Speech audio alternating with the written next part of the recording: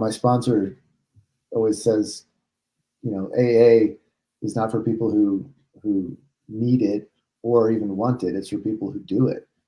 And that's what this is about. It is about taking action in our lives.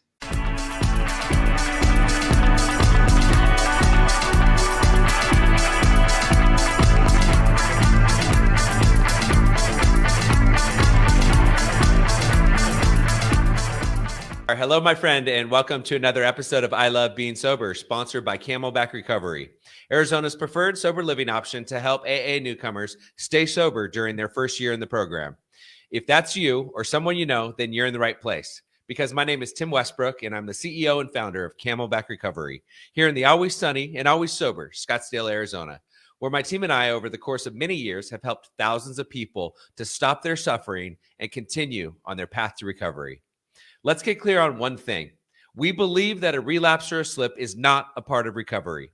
And that's exactly why this podcast is dedicated to you or any loved one you know in their first year of striving to live a clean and sober life. The purpose of this podcast is to come clean with all of the misinformation out there about recovery, addiction treatment, mental illness, and the strategies to stay sober in general.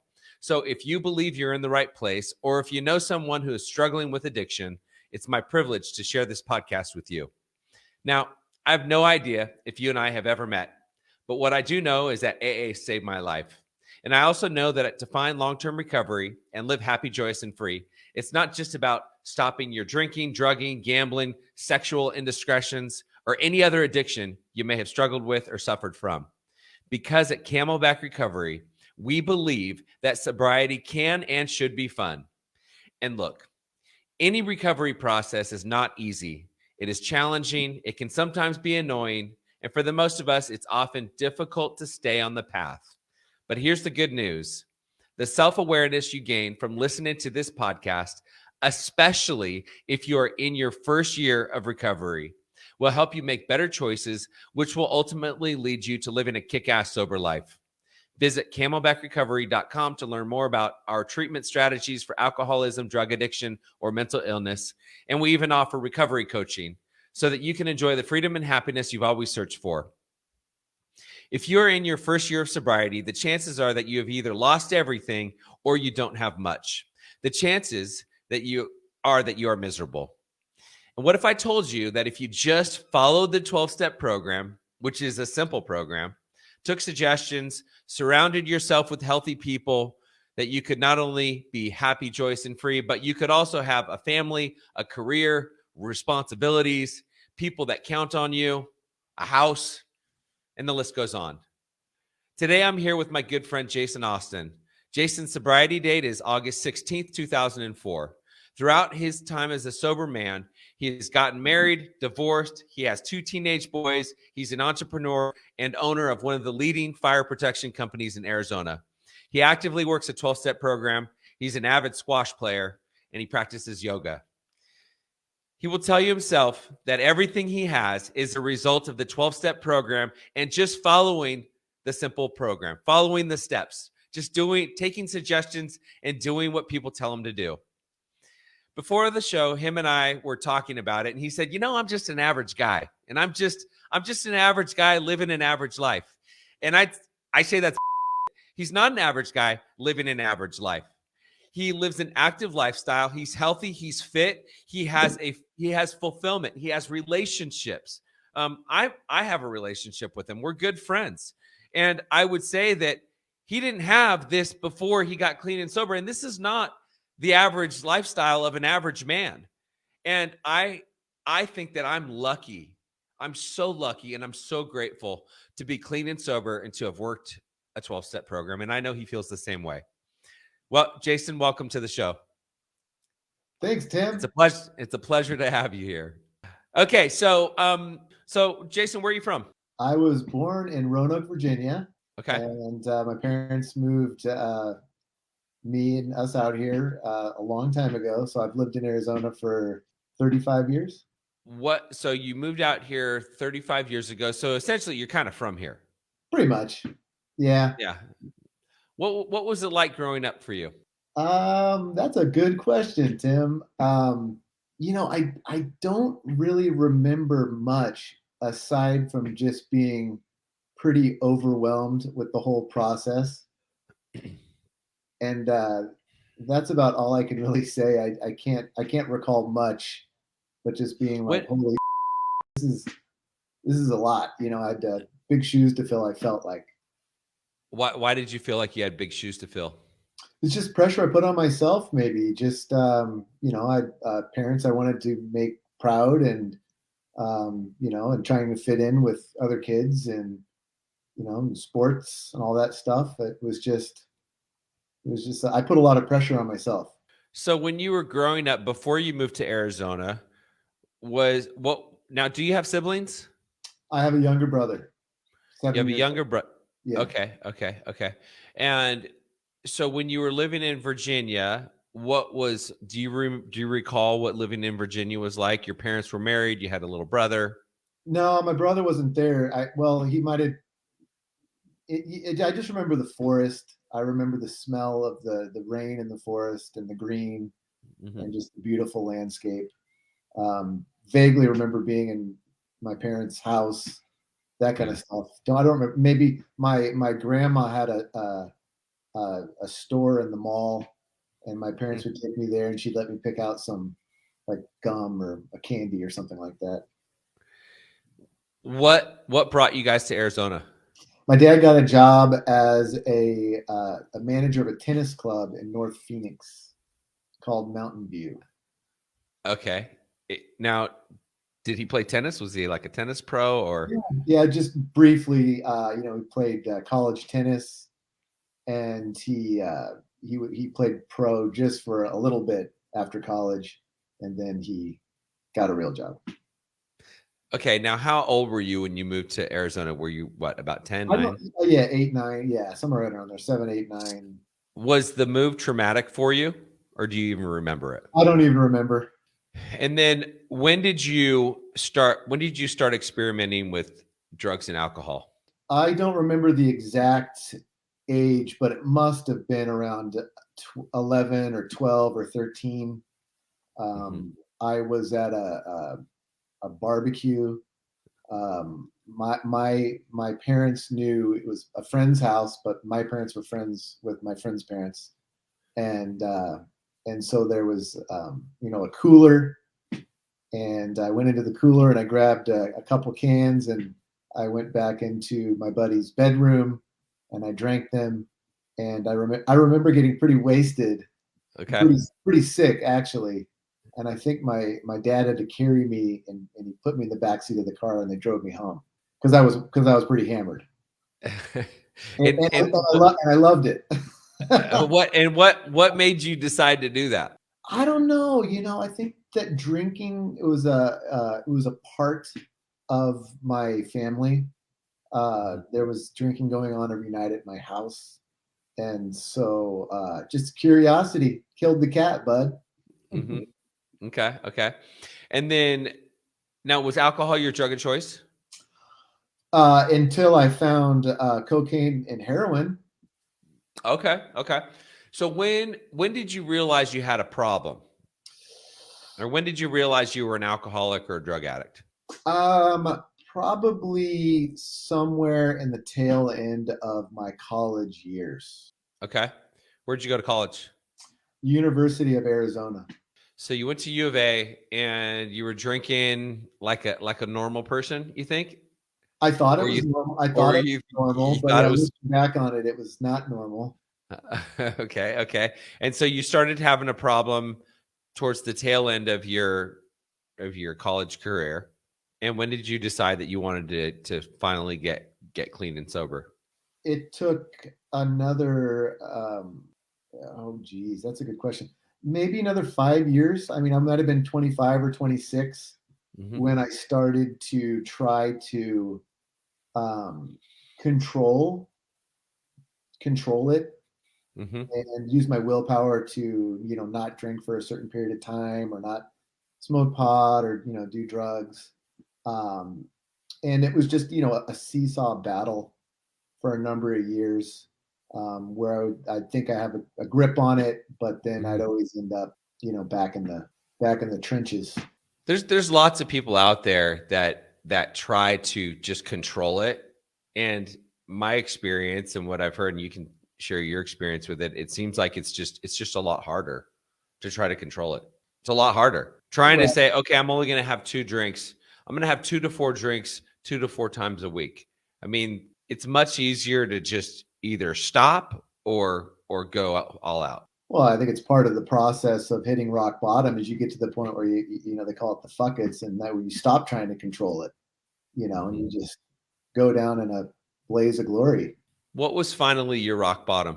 You know, I just had become a person that I just couldn't stand looking at in the mirror, just engaging in horrible behaviors, you know, so addicted to heroin, on pills.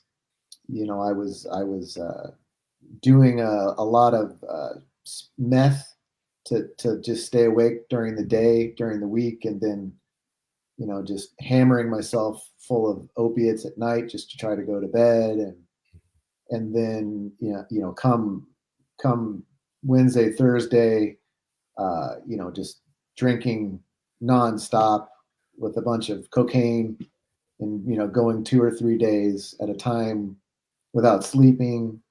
Right. And I had a really beautiful, fantastic girlfriend at the time, and I was a terrible boyfriend to her, and you know, I was cheating on her, and I had just gotten to a point where I was just so sick and tired of living that life, who I had become, all the terrible things I was doing. I knew I was destroying my not only my life, but my parents' lives. You know, I put my brother in a really bad position too, as a result of my drug use and my drinking and drug use. And I was just I was thinking too much about killing myself, yet I was too afraid to do it. And I had an AK-47 underneath my bed, you know, locked and loaded, and I just kept thinking how easy it would be just to put that underneath my chin and pull the trigger. Go figure, my pool guy's here, Tim. Perfect. Anyway, perfect. but you know, I just living that way, and I think I had run out of some heroin. I was due to meet my dealer, and I just I couldn't sleep one night, and the drugs and the alcohol just weren't working, which blew my mind due to the amount that I was drinking and using. And I just to myself, I'm gonna call my dad. I'm gonna, if he answers, I'm gonna come clean and tell him I need to go to the hospital. And if he doesn't answer, I'm gonna call my dealer and go re-up. You know, that was my thinking, you know. And makes sense. I called my dad, and he didn't answer, and I was like, oh. And I thought, maybe I'll try one more time. And so I tried one more time, and he did answer. He did answer. Okay. At that point, I was crying and desperate. Oh, I thought it was new news to him how fucked up I was, but he obviously knew. Everybody knew, right? Everybody knew. Everybody knew. Yeah. Every alcoholic and drug addict, I think almost all of them, they think that nobody knows. Right. Everybody knows. Everybody, it's so clear to everybody except the person that's using it. Yeah, they think that nobody else knows. Right. Everybody knows. Everybody knows. But he was just waiting for you to ask for help. Yeah, I think so, you know, and I did. And by the time he was there within 15 minutes, and he took me over to Banner. I think it was over on Glendale and 50th Ave or something like that. I was in detox for a week there with methadone and all that other stuff. And once I got out of Banner, I was shipped off to the Caring Foundation in Pennsylvania. And it was there that I was introduced to AA. And that was an amazing experience. So you went to treatment for what, 30 days, 45 days, something like that? Yes. 30 days. And then you were, and what was your feeling about the 12-step program or AA before you got introduced? So was that the first time you were introduced to it? Was that the Karen Foundation?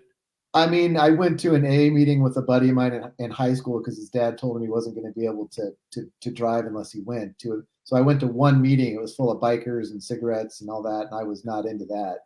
Right. And then that was it, really. That was the only exposure I had to AA until the Karen Foundation, and it was led by two clergy gentlemen, Father Bill and another guy, and they really pressed upon the spiritual aspect of the program. It not necessarily being religious, but spiritual, Right. hammering the conception of my own conception of a higher power, Right. and working the steps, and that really appealed to me because I didn't want to be told what to believe. And I think at that time in my life, I was really anti-religion and Okay. God at that time. And so it was just the way that they had delivered that message to me in perfect harmony of me being totally broken and Yep. destroyed, Mhm. and in a all the way across the country in a safe place. And I was willing to listen, and I was willing to take some action and start to do some work. So that's how I got my start. And then when you came back to Arizona, what was the next step for you? Like, what did the next couple of weeks look like for you when you got back? Uh, I had bounced around to a couple meetings. I landed at the North Scottsdale Fellowship Club. It was within that first 10 days, I think, one of my buddies who was in rehab, we kept in contact with each other, a group of us, and he died of a heroin overdose right when he got out. He had a beautiful 3-year-old daughter, and he was just a great guy, and he was dead, and that was just a huge shock. And I was like, and it scared me, and I didn't want to go back out and use, so I just kept going to AA, and I got hooked up with a group of guys where I started to go to breakfast with them on Sunday mornings, and I got a home group, and I got a sponsor, and um, I just started. I started doing the deal. And there's one thing to be kind of on the fringes and just going to meetings. It sounds like you were following suggestions. You probably did your 90 meetings in 90 days. You got a sponsor, you worked the steps. The other thing that you mentioned is you went to breakfast with you got hooked up or you got connected with a bunch of people or a bunch of guys in the program, and you went to breakfast after the meeting, which I can't even tell you how important that was for me to get plugged into a group of guys and go to the meeting and go to breakfast with those guys after the meeting. It's the fellowship. It's the human connection. The opposite of human connection is addiction. So if we want to change our lives and we want to change everything about the way we live, we've got to start connecting with some people. We've got to start developing some healthy relationships, which it sounds like that's what you were able to do. Well, I mean, it was a little awkward because I was somewhat young. I was 27, 28 years old, Mm-hmm. and I was hanging out with guys in their 50s and 60s, a group of them, but I just didn't care. I just was so I just needed to hang on to somebody, and they kind of brought me in, and unbeknownst to me, that group of guys I'm still really, really, really close with. One of them, which is my sponsor, Mm-hmm. and yeah, I just would never have guessed that group of people I'd still have in my life 17 plus years later, and have such close relationships with them. Yeah, I can I can relate to that. I've got, especially, I mean, my first year in the program, I was going to one or two meetings a day. I was really just connected, and that was what was important. You and I were talking, I mean, as we know, and we've heard this a gazillion times, AA is a simple program. Just follow the steps, take suggestions, do what people tell you to do, go to meetings, get a sponsor, work the steps. And And we were talking earlier, it's like that with a lot of things in life. I'm in the process of building this YouTube channel, and I was talking with a guy named Kasim, and he was saying, listen, the information's out there. It's not hard. It's not rocket science to build a YouTube channel and to get a following, but these are the things that you have to do. 90 videos and I mean, literally, he said this: 90 videos in 90 days, and you do A, B, C, D, E, F, and your channel will grow. And it's the same thing with AA. It's not difficult, but people make it difficult because they don't want to. It's like you have to go to a meeting when you don't want to go to a meeting. You've got to call your sponsor when you don't want to call your sponsor. You've got to work your steps when you don't feel like working the steps. It's the same thing with Ironman.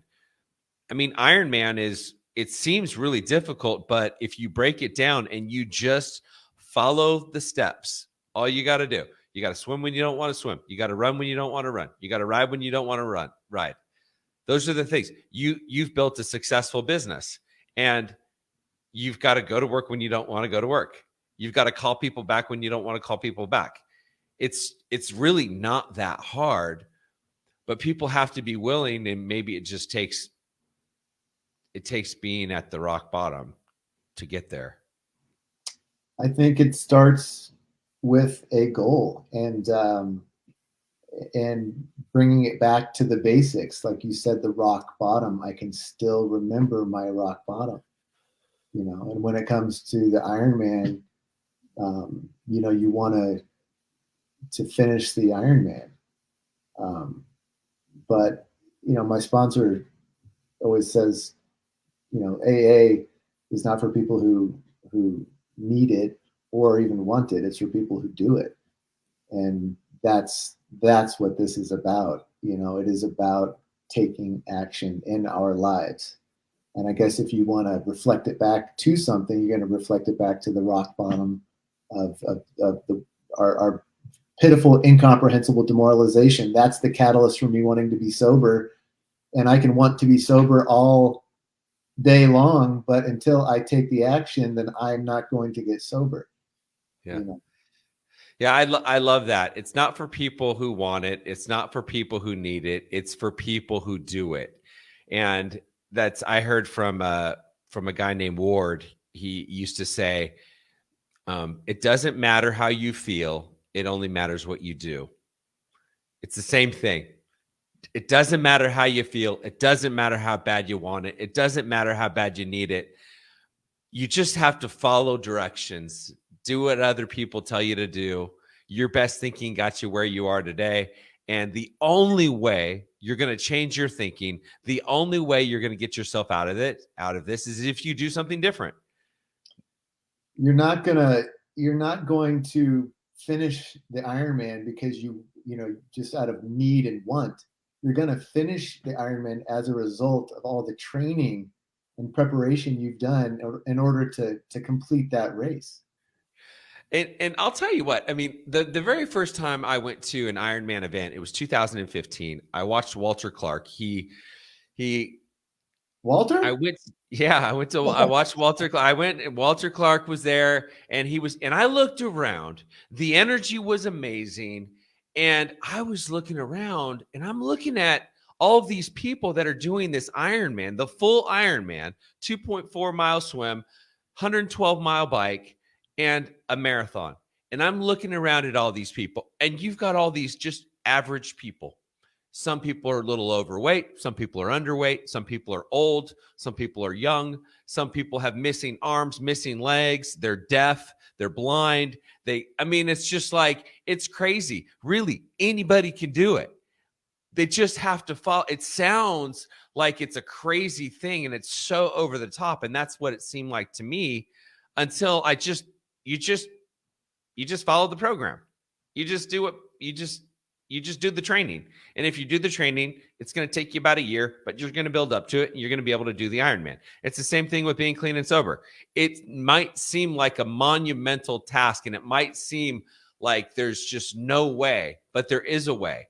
And you just have to follow the suggestions. And it starts by going to the meeting, getting involved, getting a sponsor, working the steps, reading the big book, Get connected to other people that are in recovery, that have the life that you want. As Jim Rohn famously said, you are the average of the 5 people that you spend the most time with. So you've got to spend time with people that have what you want. Spend time with people that are living the life that you want. Doesn't have to be difficult. Beautiful, Tim. So easy. It's so easy. So, Jason, tell me what your life looks like today. I know we briefly touched on it, but I want to hear it from you. I mean, Tim asked me to do this, and I was like, well, it's going to be a short interview because I'm just a regular dude. I'm a simple guy. My life in comparison to the way it used to be when I drank and drug it's completely different, and it's beautiful, and it's filled with a lot of responsibility and a lot of beautiful things that are a byproduct of being sober. I'm lucky enough to have 2 wonderful sons, 13 and 11 years old. I have this business that many people have helped create and make it what it is. And that's been achieved through a lot of hard work, not only by myself, but the entire team, and me asking for help and having the humility there to to make some good decisions that are based on the employees and taking care of the employees. I'm physically fit. I'm 45 years old. I love to do yoga, and I love to play squash. And my life is filled with amazing friends like yourself. I consider you one of my best friends, Tim, and I wouldn't have met you unless I got sober, and likewise for you. And so I'm grateful to have you in my life and people like you to hold me accountable. I've got amazing relationships with my family. Got a beautiful house. I've got everything I've ever dreamed of having, and it's all because of getting sober and staying sober. Right. And AA. And here you are, 17 and a half years clean and sober. Are you still working a 12-step program? Absolutely. How big of a part of your life is it? It's the biggest part of my life. It's the best part of my life, because I know that it's the most important thing in my life, that's the foundation of me having everything I just described to you. So I have a sponsor, I have sponsees, I have a commitment, I go to meetings, all that stuff. Is it a drag? Is it a drag to have all those commitments? No, because I know that it works. And I'm a simple guy, I really am. And so, having these steps is a design for living, where I was pretty confused on how to live before. So it's like my instruction manual. Yeah.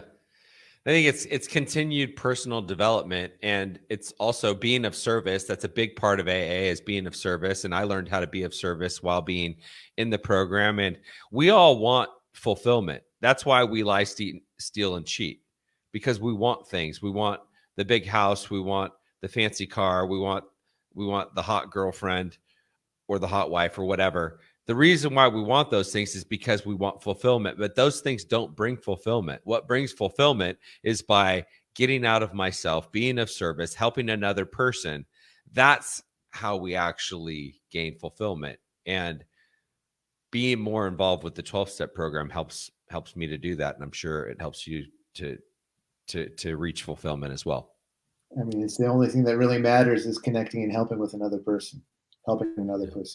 So I had a friend I was talking to, and he said to me, your whole life doesn't have to be, your identity doesn't have to be an alcoholic or a drug addict in recovery. And it's like, well, that's what helps me. I mean, I want to help other people. And by identifying as an alcoholic or a drug addict in recovery, that allows me to share my story, that allows me to share my experience, that allows me to share my hope with other people, which is, if I can help one person with this podcast, if we can help one person, that's the goal. And when we were talking about this earlier today, that's like, hey, that's it, man. If we can help one person, if one person hears something that resonates with them, that helps that helps them get on the path, that helps them avoid a relapse, that helps save their life, that's the only thing that matters. And I get fulfillment out of that. I 100% agree. I'm not the type of person that I'm worried about people knowing that I'm an alcoholic or not. I've never cared about that. I mean, what are you going to do? I mean, I'm 17 and a half years sober. It's like, how does that affect anything, whether you know I'm an alcoholic or not? Yeah. I mean, what I find more than anything is it helps attract the people that I want to spend my time with. True. Very true. Because when I was active in my addiction, I didn't want to have anything to do with anybody that was clean and sober. I only wanted to spend my time with people that wanted to drink like I drank, that wanted to do drugs like I did drugs, and that wanted to be selfish. And I mean, because I was selfish. So that was who I attracted. And that's who I wanted to spend my time with. But today I attract a much different person, which is a great thing, which is a beautiful thing. So, Jason, is there a question that you wanted me to ask you today? And if so, what would that question be? Why are you going to put me on the spot like this, Tim? I have no idea. You've asked me a bunch of questions. It feels like I've already been pushed to the limits. This is my first podcast. I mean, it's live. You're a pro. You're a pro. You're doing great. Thanks, bud. You can ask me whatever you want. Okay. Well, I think it's been great. Jason, if someone wanted to find you, how can they find you? I go to the North Scottsdale Fellowship Club every Sunday morning at 9:30. Get your spirits. Here is my home group. It's in the small room next to the big room. I'll be there. There you go. So if you're looking for a sponsor, I know Jason is open to sponsoring people occasionally. I don't know if you have room in your schedule right now, but that's the place to find him. And thanks everybody for watching. Jason, really great to see you. Thank you so much for your time. I know how busy you are, so I'm grateful that I got to chat with you for a few minutes here today. Anything for you, Tim. I love you, buddy. All right, man. Love you too.